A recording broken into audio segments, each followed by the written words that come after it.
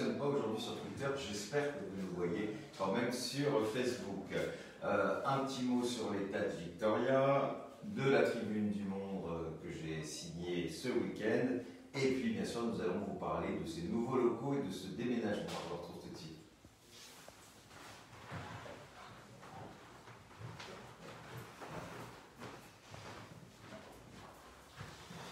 Alors, nous avons déménagé, nous sommes dans des nouveaux locaux, rue Lafayette. C'est un petit peu une espèce de retour aux sources pour la DMD, qui a eu ses premiers locaux dans cette rue. Donc, pour les anciens adhérents, je pense que ça va vous rappeler de bons souvenirs.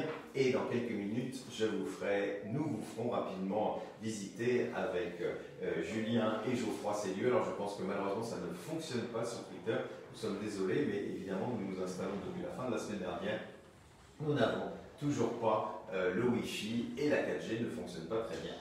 Voilà, alors quelques mots, on l'a oublié, mais il y a déjà un an, c'était l'État de Victoria en Australie qui votait une loi légalisant l'euthanasie. On voit que depuis, eh bien, la France commence à être entourée de pays qui ont légalisé l'euthanasie, je le dis souvent, mais justement, c'est peut-être un peu pour rappeler à nos politiques qu'il serait temps d'agir et d'agir vite. Le Portugal récemment, l'Espagne est en voie de le faire. Il serait temps, et j'espère qu'à la rentrée, on va en tout cas tout faire, les uns et les autres, pour qu'on arrive à cette loi à la rentrée. Ce week-end, justement, j'ai signé une tribune dans Le Monde que vous recevrez par mail dans les jours qui viennent, dans lequel, évidemment, je montre à quel point cette crise sanitaire a souligné à quel point nous avions raison sur beaucoup de constats, sur le constat, évidemment, des fins de vie douloureuses, sur le constat des EHPAD. Donc, je vous laisse lire cette tribune, voilà, qui s'appelle donc « La crise sanitaire souligne les carences de la loi sur la fin de vie ». Et c'est vrai que notre rentrée va être consacrée à ça, parce que je crois qu'on ne peut pas continuer comme si de rien ne s'était passé.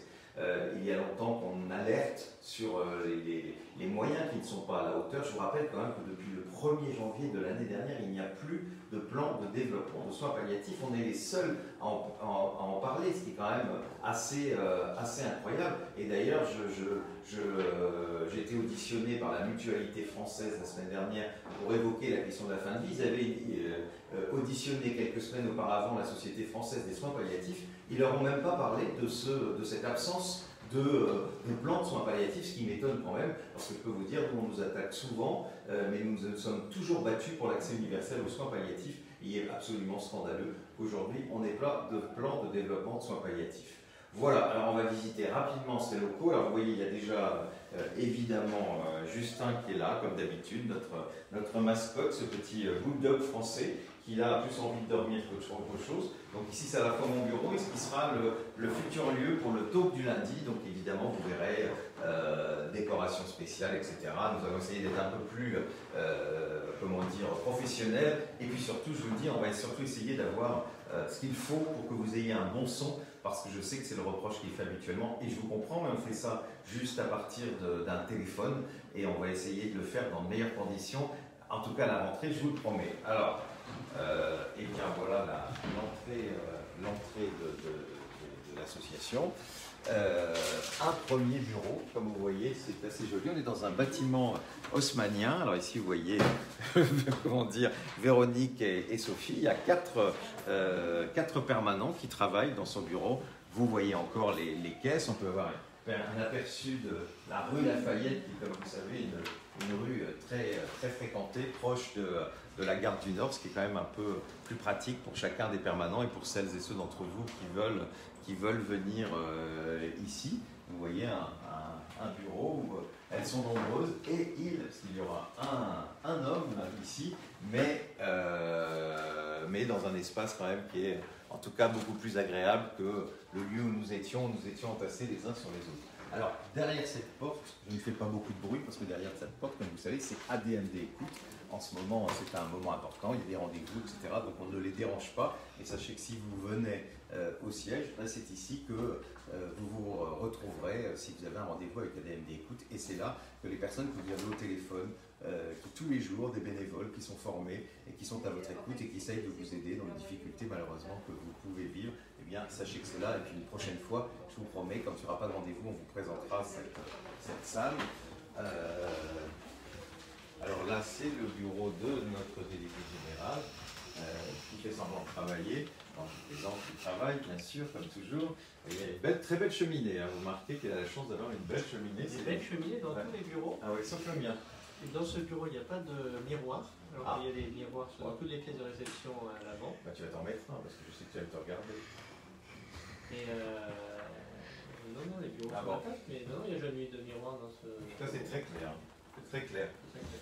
Bon, je ne sais pas si on t'entendra parce que, comme j'expliquais, on n'entend rien. Mais en tout cas, voilà, Philippe est installé ici. Alors, vous voyez, on a un superbe vitrail.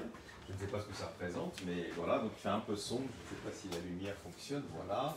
Donc, bon, allez, on va aller presque jusqu'aux toilettes. Vous voyez. Donc là, si vous avez impatienté, bah, ce sera ici. Notre cuisine. Voilà, c'est aussi, je vois ça, un local technique, on essaye de résoudre des problèmes d'informatique. Ben voilà, Geoffroy, que vous voyez, qui d'habitude filme, ben aujourd'hui vous le voyez, il est derrière son bureau, puisque malheureusement, on n'arrive pas à filmer sur Twitter. Donc évidemment, en déménagement, il est le bureau le plus encombré, le pauvre, mais bientôt vous le verrez très rangé. Et puis voilà, un dernier bureau avec 3 postes de travail, dont celui de Julien. Et accessible aux personnes handicapées. Et voilà. Alors, ce qui est important à savoir, ça a été pour nous une préoccupation, évidemment, avoir ces lieux, c'était évidemment une accessibilité possible pour les personnes en situation de handicap. Voilà, ben vous avez vu ces locaux, on va se retrouver la semaine prochaine où tout sera un peu mieux installé et où j'espère nous aurons enfin le réseau qui permettra de nous suivre sur tous les réseaux sociaux. Je vous souhaite une très bonne semaine. Merci à Julien et à Geoffroy qui a tenté de faire ce qu'ils pouvaient. Passez une belle semaine ensoleillée et faites attention parce que le Covid est toujours là. À bientôt.